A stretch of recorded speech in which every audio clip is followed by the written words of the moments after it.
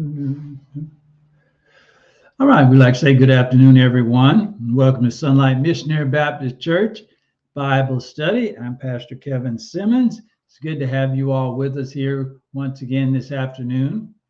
We thank you for all that you do in support of the ministry at Sunlight, both here on our social media pages and for your comments, your likes, your comments, your prayers, your financial contributions, both to the upkeep of the ministry and to our elevator fund. We'll be continuing to share information about that. But we want to thank you all for just joining us here today. We're going to continue our lesson in the Acts chapter 14, verse 27. We're talking about in section 6 of the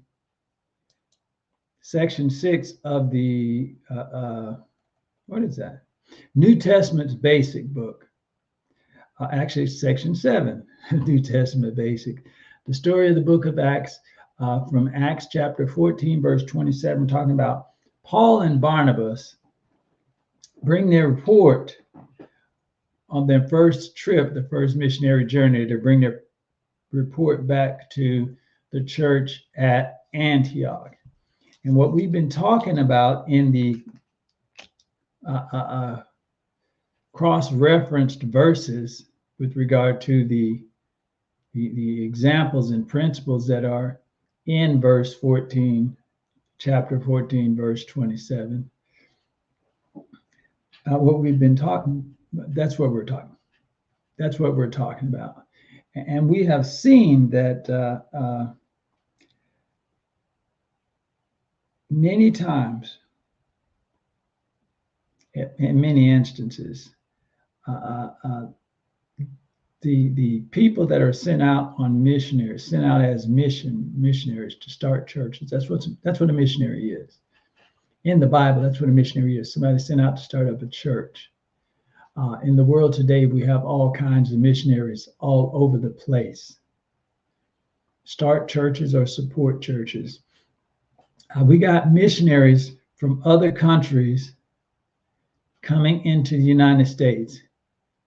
The United States has more churches than band camps got pork and beans. But people look at the condition of the United States, and other countries send missionaries to the United States. That's how bad the United States is. People can think what they like and believe what they will, but that is the obvious spiritual condition of the United States of America, that countless countries that are in way worse economic condition, the condition of their country, the status of their country is well below most things, most conditions in the United States. But people in other countries look at the spiritual condition of the United States, and they see that here we have a great need for missionaries. That has been the way of things. And we send a lot of missionaries out. Various denominations send lots of missionaries out to other countries. So do other countries send missionaries here.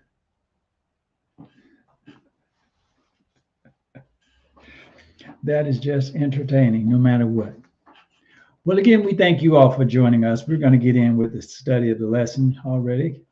From 2 Timothy 2:15, our Bible study motto: study to show thyself approved unto God, a workman that needed not be ashamed, rightly dividing the word of truth. From 2 Timothy 2:15. And the model prayer in unison: Our Father, which art in heaven, hallowed be thy name.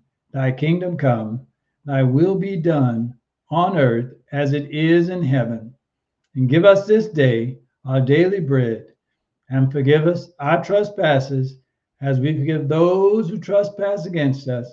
And lead us not into temptation, but deliver us from evil. For thine is the kingdom, the power, and the glory forever.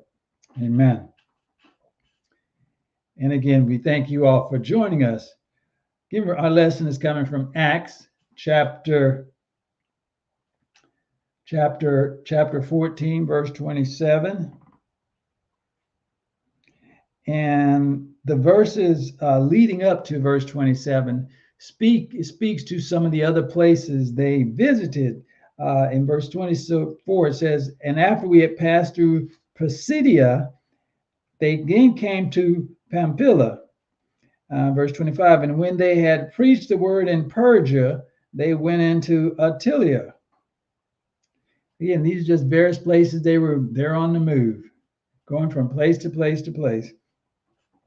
Verse 26, it says, and then sailed to Antioch, from whence they had been recommended to the grace of God for the work for which they had fulfilled. For the work which they had fulfilled. This is the end of the first missionary journey. They will be sent out again. He says, and when they came, verse 27, and when they were come and had gathered the church together, again, separate, they are members, separate, our congregations are members of a church. Only when it comes together is it the church. It's important that you understand that. And it is a very specific congregation. There is no universal church. There is no universal church. Each church is a specific congregation, and it's made up of individual members. Here on earth, that's how it works. Now, there is such a thing as a family of God. That is everyone that is saved, both in heaven and on earth. Everybody that is saved is part of the family of God, the children of God. That's a spiritual thing. It's a spiritual thing. And unlike today, we have people that attend our church services. We have people that attend church services. In our individual congregations, there are saved people and there are lost people. There are some lost people who have said they're saved, but they are not. There are some lost people who ain't said nothing.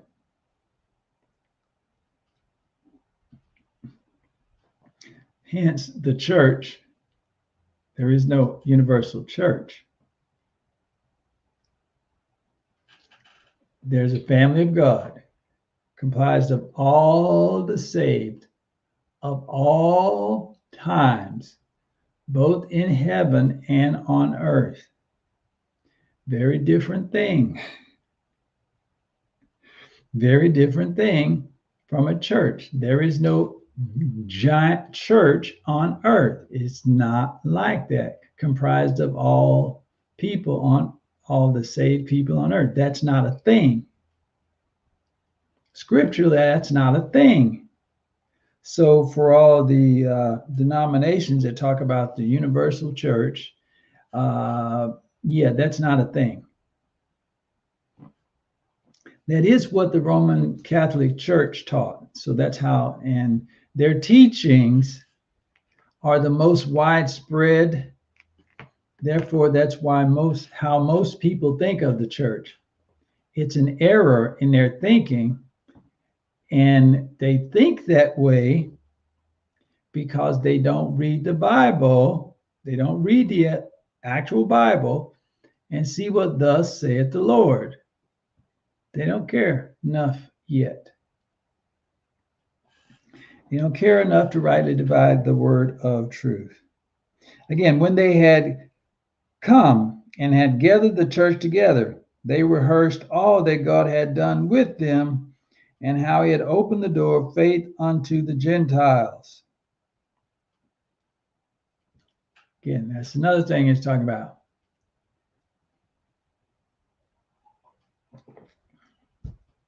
Paul and Barnabas, Paul specifically, was given as the apostle, the teacher and preacher to those of the uncircumcision, the Gentiles.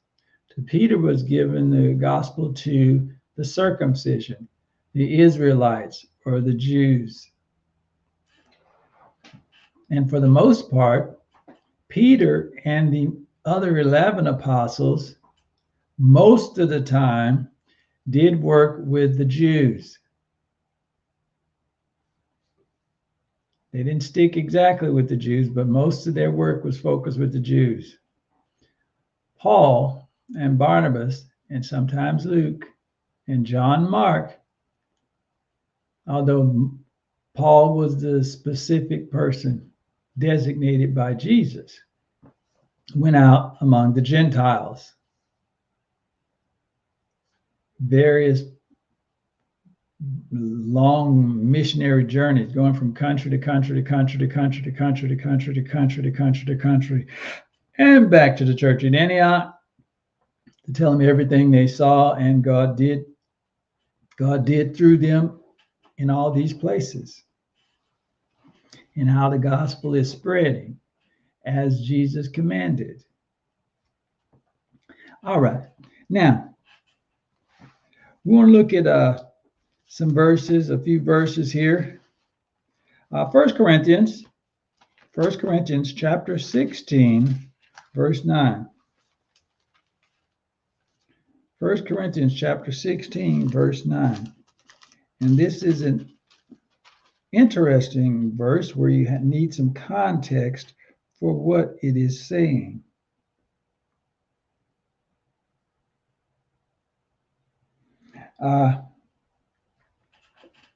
And this is why. Starting in verse 1, it says, "Now, concerning the collection for the saints, as I have given order to the churches of Galatia, even so do we." A collection for the saints. They were going from place to place to place, all the churches that they could find, taking up an offering for the church at Jerusalem. The members of the church at Jerusalem, those that were Jews, had begun being persecuted, and the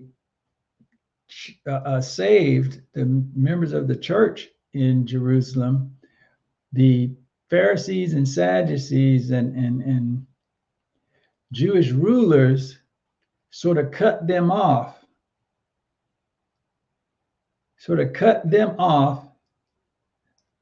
from participating in any and everything with the rest of the Israelites. Basically, they were exiled where they were.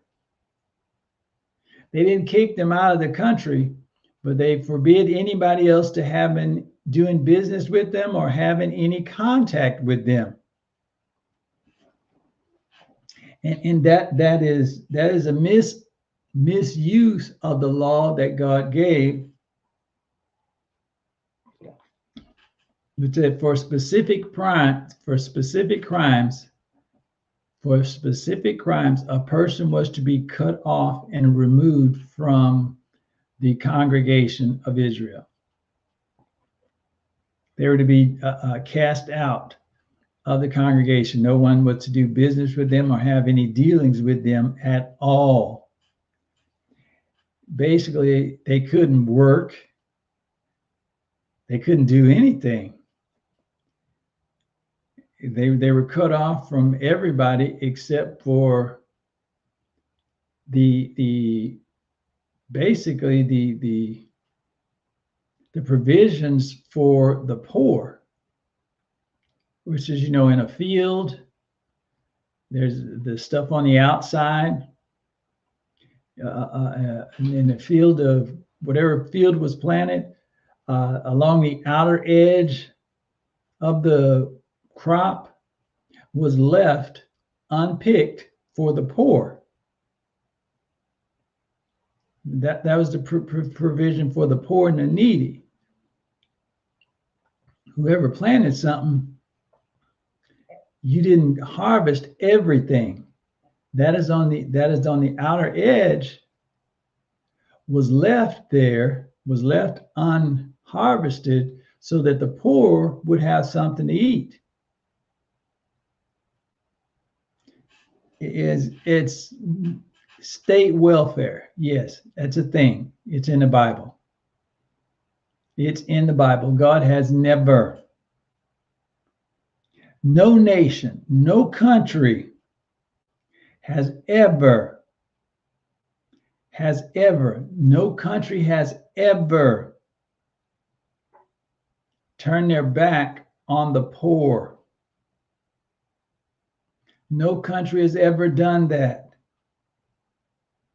In the United States, it's called the welfare system. Other countries have different names, but they have never, ever left the poor to their own devices. There are people that don't know that. In America, Americans are stupid. Let's face facts. They're willfully ignorant. And again, we want to thank you all for joining us out in California and Ohio and all those other places. You all have a wonderful day. Again, no one has ever been allowed to let the poor starve.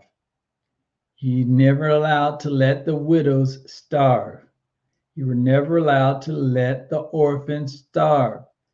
That's not a thing that happens or supposed to happen in any country, no matter what.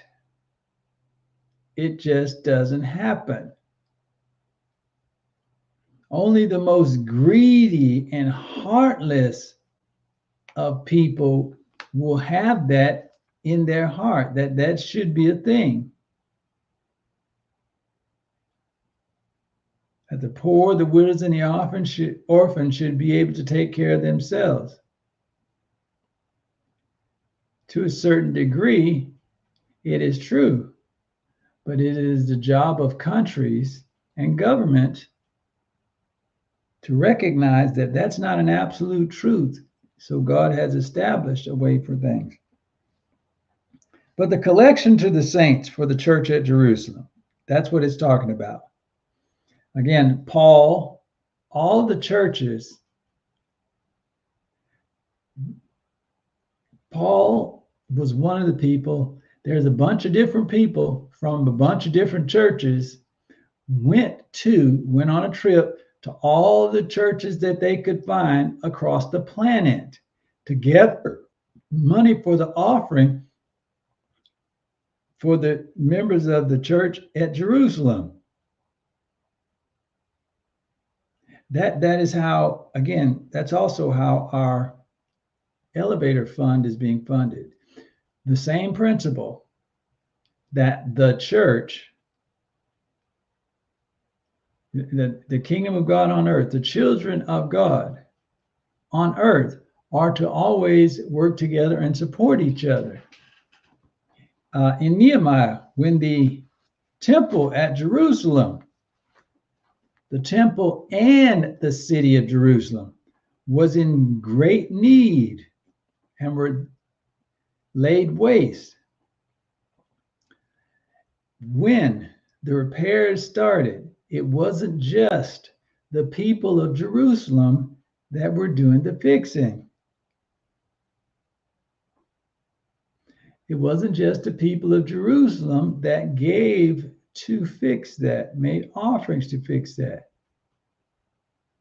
Not only were the nearby cities and stuff sending people to do the work, but they're also sending money.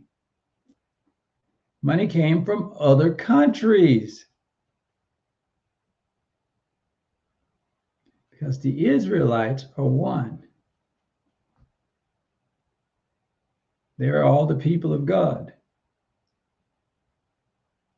And all of their actions and their offerings was for one thing, to ensure that the worship of the one true God could be carried out,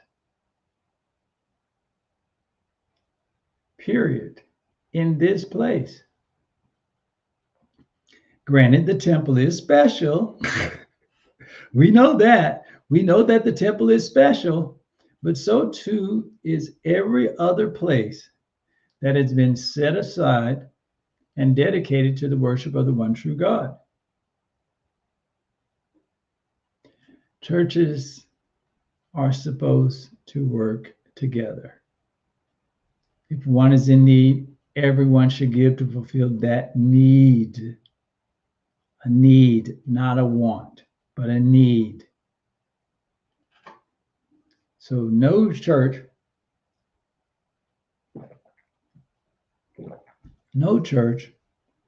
should ever have to close up because of they can't afford to get stuff fixed.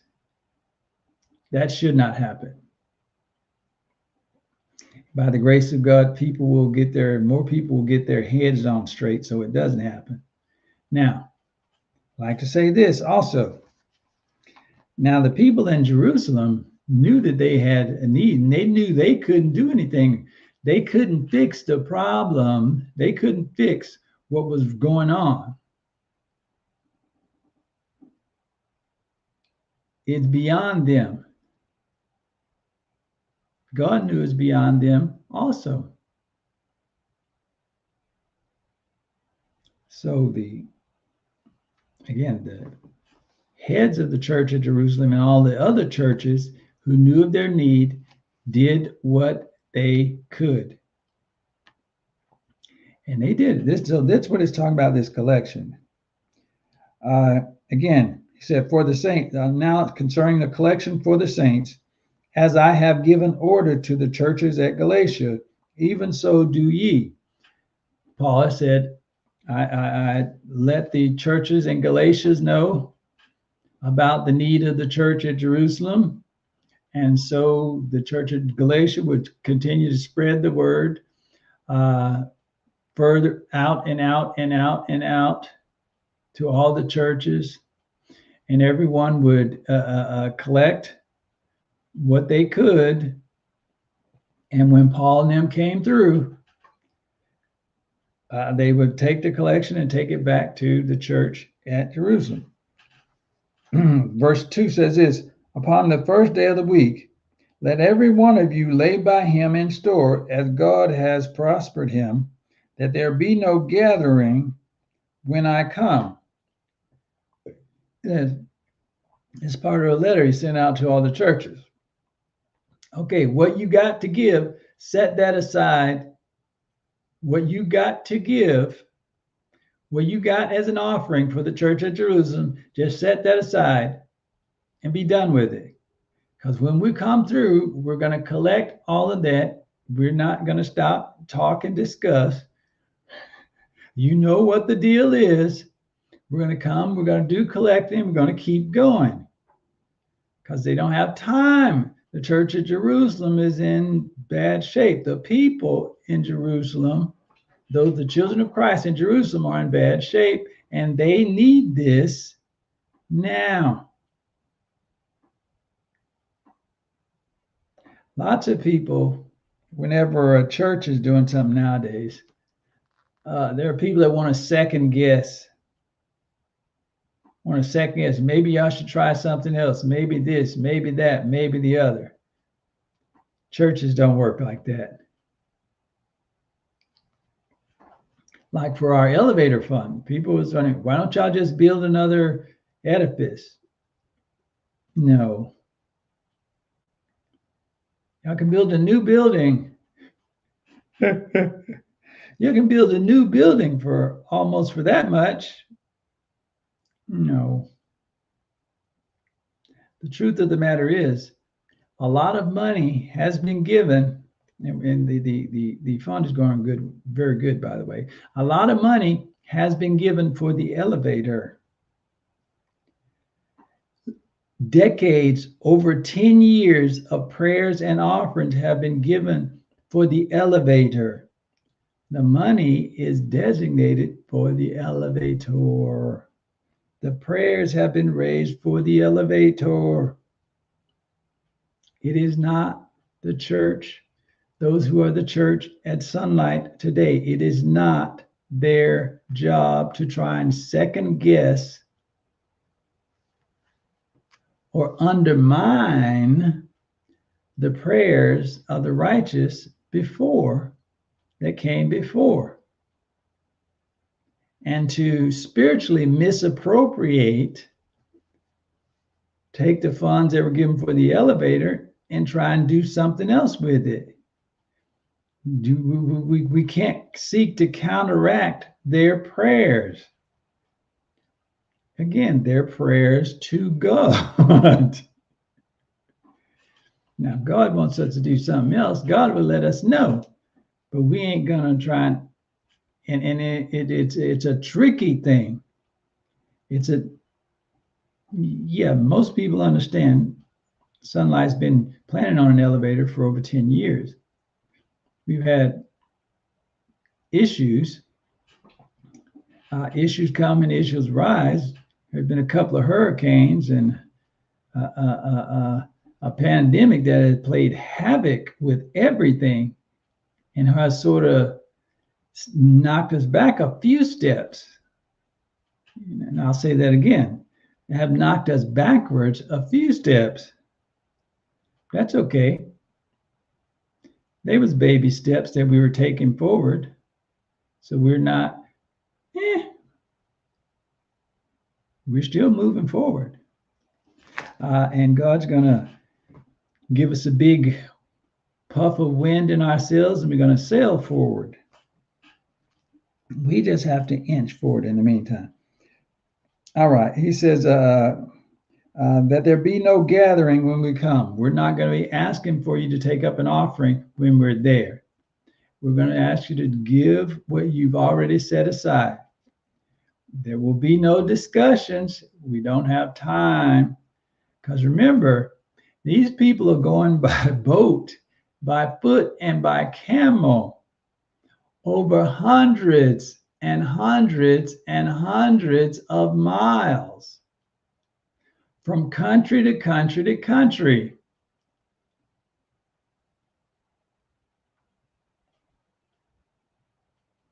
And the church at Jerusalem is in need right now. No doubt, the churches that are closer to Jerusalem are already giving their offerings. But the ones that are in other countries like Galatia and Thessalonica and Rome, you're going to take a few months. So that's what Paul is letting them know. Yes, we're coming. Please have the money set aside so we can just get it and go. Thank you. He says, and when I come, whosoever you shall approve by your letters, them will I send to bring your liberty unto Jerusalem.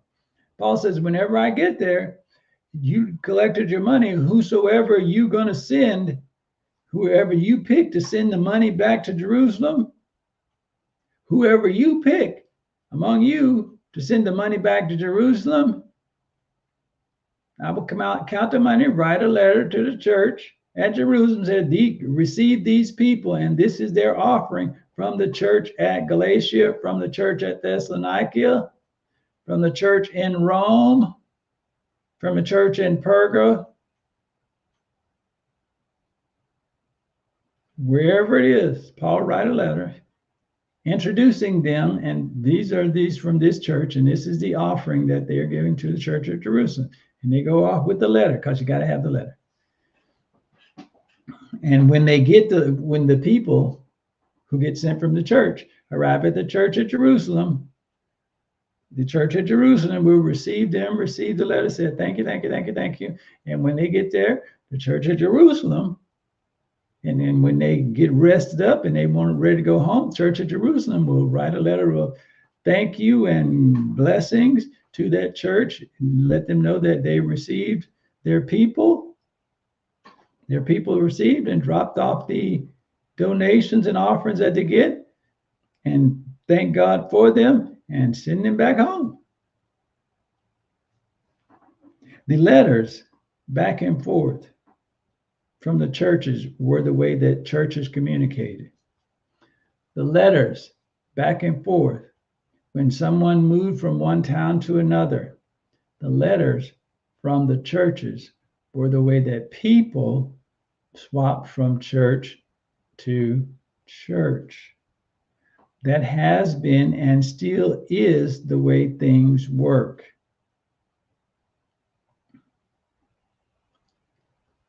That has been and still is the way things work according to the Bible. People, humans can do whatever humans do whatever they want to do. Doesn't make them all right. Doesn't make God happy. And that's what some people should be worried about. It says, when I come, whomsoever you shall approve by your letters, them will I send to bring your liberality, the amounts that you gave, send them unto Jerusalem. And if it be meet that I go also, then they shall go with me. I write them a letter, send them on to Jerusalem. But if you want them to join on our crew that's still going on a crew all over the place, because they do need help carrying all this stuff, and they do have a lot of money. So the larger number of them there are, the better. And if that your church just wants to add some people to the group that's still going around doing that world tour for this collection, you can do that. You can help us. You can help provide bodies and strength of arms and strength of back to this particular ministry. Verse 5 says this, now I will come unto you when I shall pass through Macedonia, for I do pass through Macedonia. He says, I'm going to be coming through Macedonia, so I'll be coming to see you. In verse 6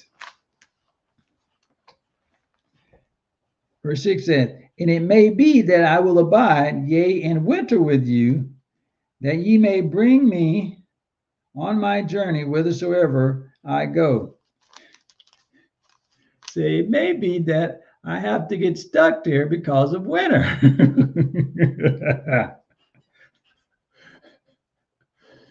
Because everywhere these people went, they went on foot. And winter will stop people from moving. Nowadays, we got vehicles and this, that, and the other, to where people can travel from place to place. Travel 50 miles in an hour in the winter. But in some northern places where there's snows and stuff, wherever you are when the winter starts, that's where you're going to be. You're not going to travel 50 miles in the winter. You can't. You're not going to travel 50 miles on foot.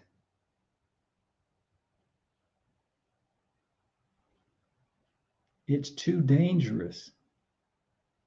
You certainly ain't going to go by yourself. It's too dangerous. Weather will kill you, graveyard dead. We have houses and stuff now that are sealed. The winter cold doesn't get in. The summer heat, the heat's a different thing. But that is the way things are today. Things have not always been that way. So if you were going somewhere and you just happened to come to a place in the wintertime, well, actually, everybody understood that there were some places you were not going to travel in the wintertime. There were no, there was a period of time in the year where ships stopped sailing. Ships were not going out to sea after a particular time. The weather was too bad. Ships got much bigger. Much bigger. Ships got steam powered and stuff to where you weren't depending on the wind to blow. And the winter wind is awful. You get ice on your sails, you ain't going nowhere. Then you got ice building up on your ship, it gonna sink. You gonna die. Yeah, you can chip a little ice off some of the stuff on the deck, but the water on the outside of the boat is freezing and getting thicker all the time. Yeah. He says, it may be that I abide with you, yea, and winter with you, that ye may bring me on my journey whithersoever I go. After everything ain't frozen no more. It says, for I will not see you now by the way, but I trust to tarry a while with you if the Lord permit. Verse 8, but I will tarry at Ephesus unto Pentecost. Very specific holidays that they have to observe. There's a place at Ephesus, a synagogue or something that he can observe the Pentecost at. In Corinth, which is a Gentile town, may not have all the stuff there for them to observe the Pentecost. Verse 9 says this, for a great door and effectual is open unto me, and there are many adversaries. For a great door and effectual is open unto me, and there are many adversaries. The opportunity to do much, the opportunity to minister, the opportunity to show love, the opportunity to get all the other churches focused on a singular thing, this on one accord. The churches are acting on one accord. They have a single purpose, to provide some relief for the church at Jerusalem. All churches were asked to participate, and all churches are. All churches were asked to participate, and all churches are. He told them, set aside that which we're asking you to give. Take that which you're going to give. Whatever time you set it aside, if you only got $2, that's what you give. That's what you set aside, and that's what you give.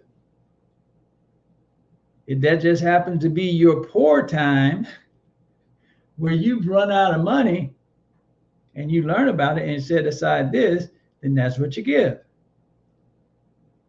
If this is your rich time and you got more money, set aside what you're going to give. And this is the thing.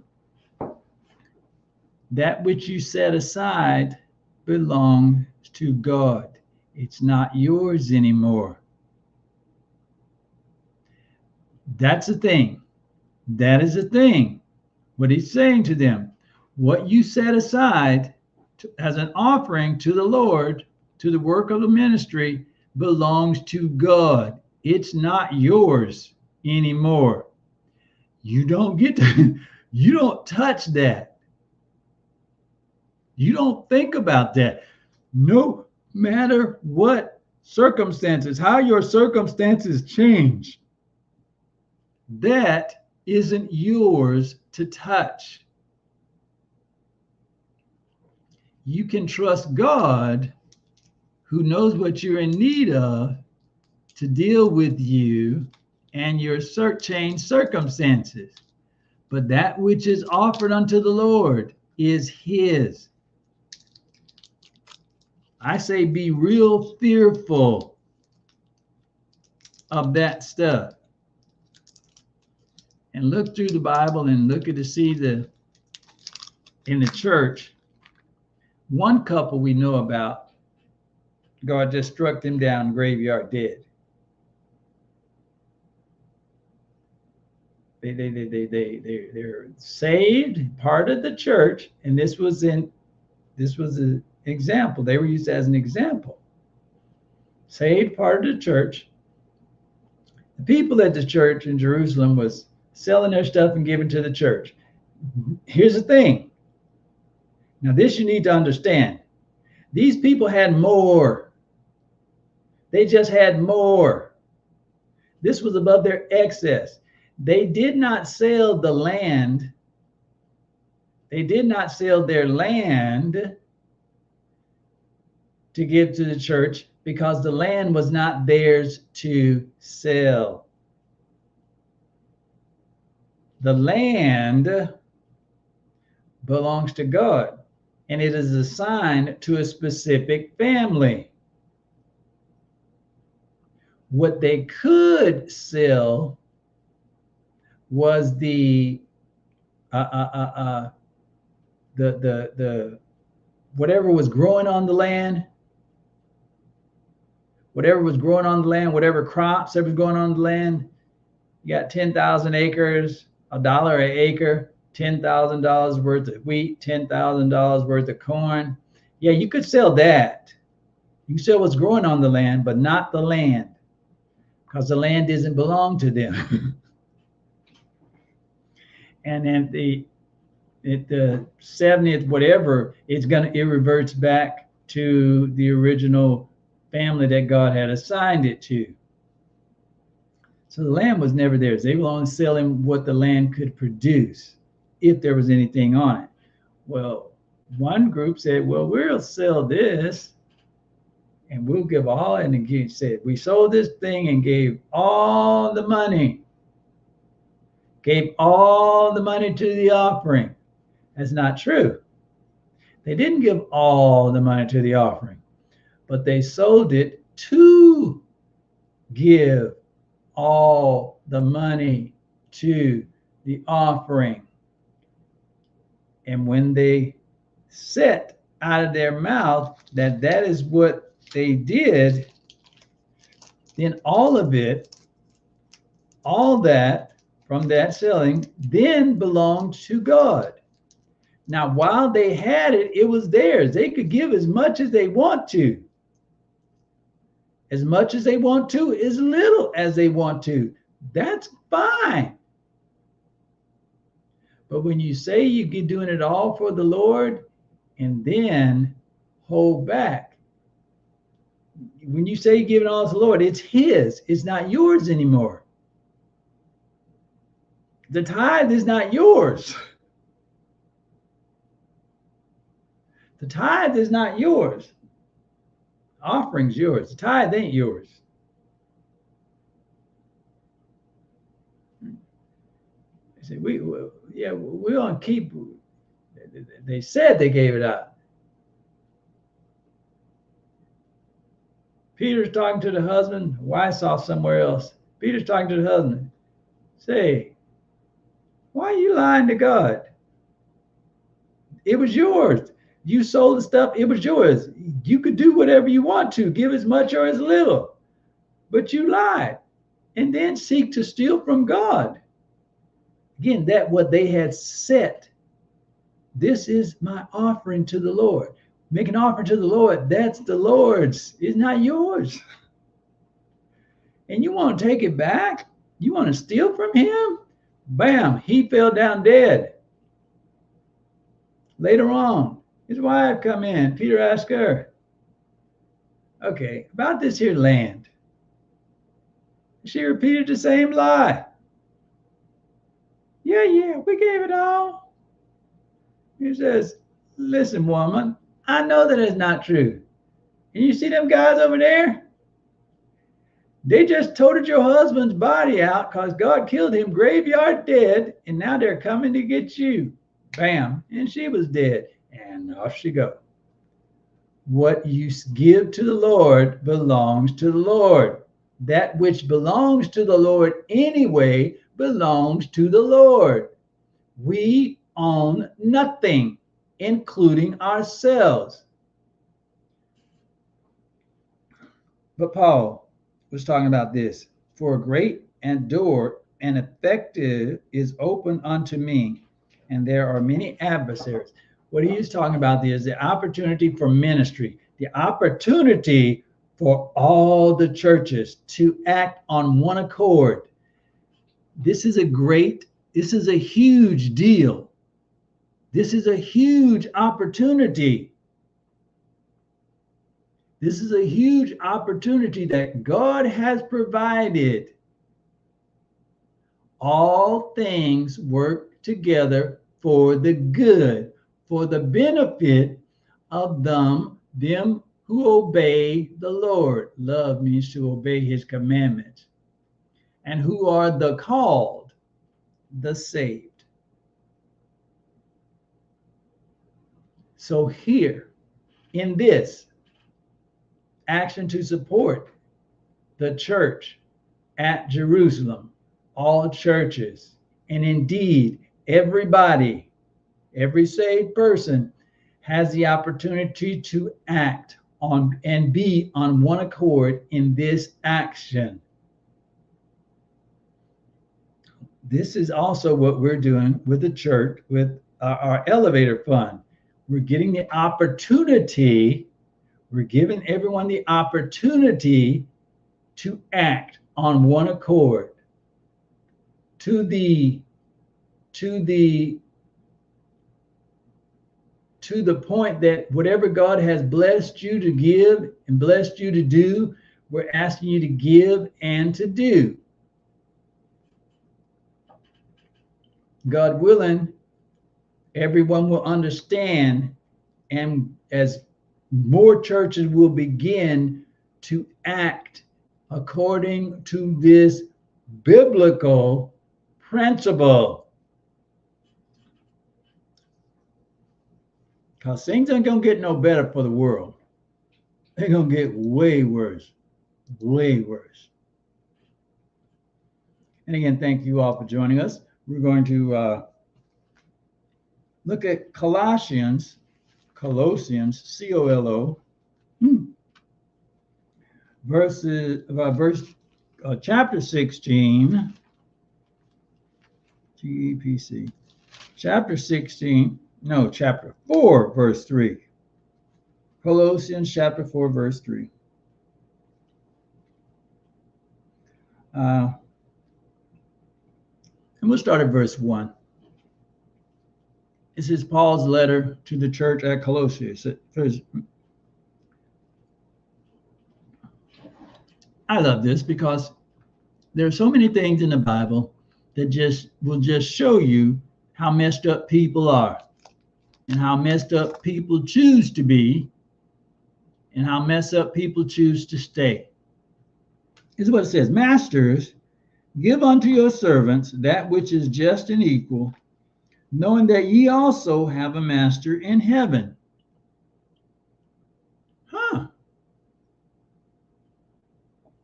Now, there were servants and there were overlords.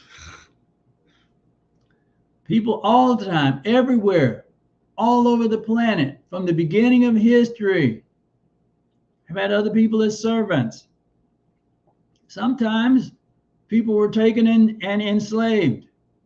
That has happened with almost every country on the planet. Everyone. Every European nation, I think every European nation without exception, all of them have been conquered and enslaved by somebody. Sometimes people just came through and slaughtered them.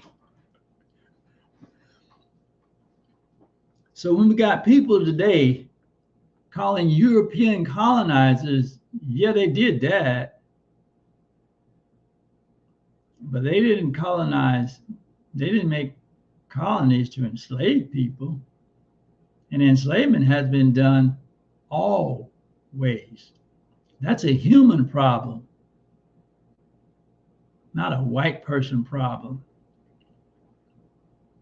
If you think that's a white person problem, you should talk to some of the nations of Asia. Talk to some of the countries in Asia. See if they were enslaved by white people. You'll find out no. Talk to some of the countries in Africa. See if the countries that exist in Africa now. Find out who enslaved them. Not who enslaved, and this is important. Find out what color were the people that enslaved them when they were enslaved. You'll find out it wasn't the white people, it's the black people. And that is a singular truth in reality. This is a human problem. Masters, given to your service that which is just and equal, knowing that ye also have a master in heaven. And God will execute judgment. Vengeance is mine, saith the Lord, I will repay. It says, continue in prayer and watching in the same with thanksgiving. Verse 3, with all prayers also for us, that God would open unto us a door of utterance to speak the mystery of Christ, for which I am also in bonds. Verse 4, that I may make it manifest as I ought to speak. Paul would speak, Colossians 4:3. Pray for us that God will give unto us a door of utterance, give us the opportunity, just like the opportunity was given to all the churches to act as one in obedience to the Lord. All the churches were given the opportunity to give whatever they had set in their heart for the good to a specific thing, a specific ministry. And it is about the worship, or to a need, a specific need. Again, this is a door. The door to ministry, minister for the good, to give, to support financially, prayerfully, and also in this case, the opportunity, the doors open for Paul to spread the gospel, which is kind of the point of everything. We have our Baptist Ministry Union will have an opportunity to do the same thing. I'm going to mark this verse. And we're going to look at Revelation chapter 3, verse 8. Dun, dun, dun. Revelation chapter 3, verse 8.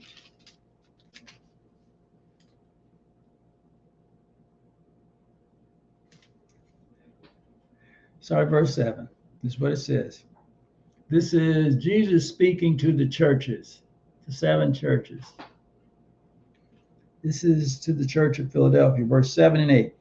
And to the angel of the church at Philadelphia, write, these things saith he that is holy, he that is true, he that hath the key of David, he that openeth it, and no man shut it, and shut it, and no man open it. He says, I know thy works. Behold, I have set before thee an open door, and no man can shut it. For thou hast a little strength, and hast kept my word, and hast not denied my name. Jesus said to the church at Philadelphia, I have opened the door for you to do. The one thing that you have continued to do. Say, you ain't got a whole bunch of people. You ain't rich. So there's a lot of stuff that you cannot do because you don't have the resources. Here's the thing. Jesus is letting you know, I know you don't have the resources to do all these other things. I know that. I'm the one that gives you resources. And you not having the resources and manpower to do all this other stuff, you stick to the one thing that matters. You, O church at Philadelphia, do lift me up. The church at Philadelphia did one thing. They lifted up Jesus. They have kept his word. They have kept the gospel. They focused on the gospel. Jesus said, if I be lifted up from the earth, I will draw all men unto me, no matter what else they did. They lifted up Jesus. Thanks be to God. Sunlight maintains that same spirit. We've had ups and downs. Even when you're down, we're lifting up Jesus. So we ain't ever really down. May God bless you and may God keep you as I pray. May God smile upon you and favor you, and you act in a way that God can bless you. God grant us the serenity to accept the things we cannot change, the courage to change the things we can, and the wisdom to know the difference. Help us to live one day at a time, enjoy one moment at a time, accepting trials and hardships as the pathways to gain strength and peace, taking as Jesus did this sinful world as it is, not as we would have it to be, trusting that he would make all things right if we would but surrender to his will, so that we may be reasonably happy in this life and supremely happy with him forever and ever in the next. Amen. Have a wonderful day. Have a wonderful weekend. The Sunday school lesson will hopefully be done next.